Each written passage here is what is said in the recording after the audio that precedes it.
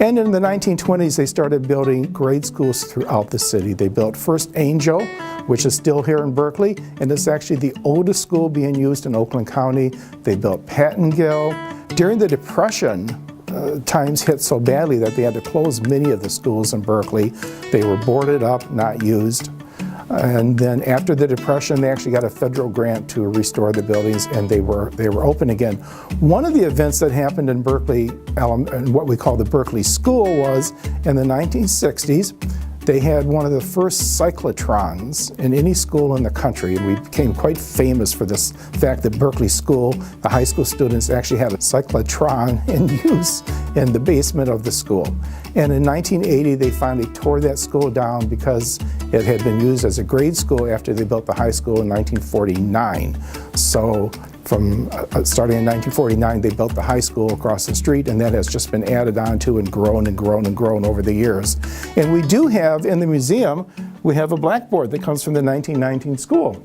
And a lot of children today, of course, have never actually written with chalk on a blackboard. Besides the public schools in Berkeley, Berkeley had a Catholic grade school, Our Lady of La Salette Grade School. The building is still there on Coolidge at Harvard.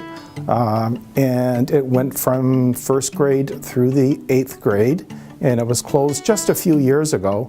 And the bench here was a former pew from the church, and it was kept in the principal's office. And if you were sitting on the bench, you knew your mother and father had been called and they were coming to get you because you had done something. Here's one of the first desks that was in the Berkeley Elementary School. These desks were used starting in the 1930s, and they look pretty similar to the ones still being used in the 50s when I was in grade school. The early schools were one-room schoolhouses, and they had heat like this, so they didn't have water and they didn't have central heat. This would have had a chimney on it going up to the roof, and they would have used wood or coal in here, and this one-room schoolhouse would have been heated by just something like this. Moving on in time, here's a typical desk starting to be used. This is from Pattongill Grade School. This is from the 1960s and 70s. One thing that everybody that comes in the museum says, if there's one thing that we hear from almost every visitor, it is, what a great city to grow up in. I had a great time in Berkeley. Hi, Patti and Dan McCarty here with the McCarty team, Coldwell banker, Weir, Manuel. We hope you enjoyed our mini-series, and if you have not been to the Berkeley Museum, you have to get there today. It's a magical and wonderful place to visit.